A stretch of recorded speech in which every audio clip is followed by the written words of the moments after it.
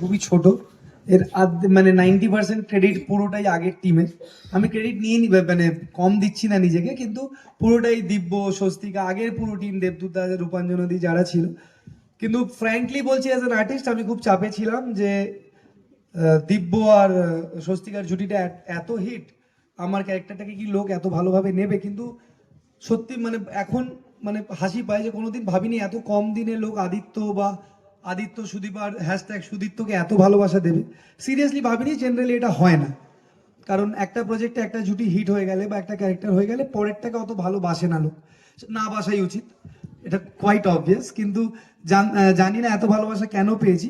Thank you Star Jalsha, thank you SBF আমার ওপর বিশ্বাস করার জন্য। হয়তো জার্নিটা ছোট, কিন্তু এই তিন মাসের জার্নিতে আমি অনেক কিছু শিখেছি। অনুপম দার থেকে শিখেছি যে আমি এখনো কিছু জানি না। এরকম হয় না, 4-5টা প্রজেক্ট করে নিলে আমরা ভাবি অনেকটা বুঝে গেছি, কিন্তু এই ডিরেক্টরটার সাথে কাজ করে বুঝেছি আমি কিচ্ছু বুঝিনি। সবসময় বলতে যে তুমি কিছু পারো না, কিন্তু ওই মানুষটাই বলতে তুই অনেক কিছু পারিস। হ্যাঁ, ইনফ্যাক্ট আমি একদিন ইয়ার্কি মেরে বললাম যে আমি তো পারি না, ছেড়ে দাও। একদিন আমাকে ডেকেছিল, পারিস না কেন বলছিস, তুই 4-5টা প্রজেক্ট করে ফেলেছিস। তো এই মানুষটাই আমাকে বুঝিয়েছে আমি কিছু পারি না, এই মানুষটাই বলেছে তুই সব পারিস। তো থ্যাংক ইউ অনুপম দা, আমার কাজ করা one of the best directors, একদম মন থেকে বলছি, সামনে আছো বলে বলছি না, আমি খুব স্ট্রেট ফরওয়ার্ড।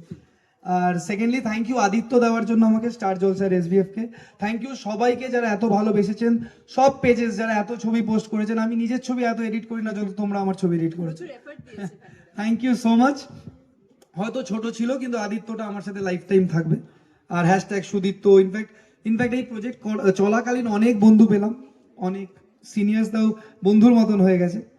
তো থ্যাংক ইউ, আর আপনাদের সবাইকে থ্যাংক ইউ। আর আগে যারা ছিল সবার বিহাফে বলছি, মানে আমি আমাদের পার্টটা ছেড়ে বলছি, সবার বিহাফে বলছি থ্যাংক ইউ অনুরাগের ছোঁয়াকে এত ভালোবাসার জন্য। এখনকার দিনে 4 বছর একটা শো চলা মানে ওটা একটা ব্র্যান্ডের মতন হয়ে যায়, জামা কাপড় কিনতে যাওয়ার মতনই অনুরাগের ছোঁয়া। ওটা লোকের এখন একটা হ্যাবিট হয়ে গেছে, দেখবো না, বাজে হচ্ছে তাও দেখবে, সেটা সেটা না বলার কিছু নয়। তো মানে বিগ থ্যাংক ইউ দিব্যদেরও বলবো, আগের যারা যারা কাজ করছিল, দিব্যর আজকে আসা উচিত ছিল।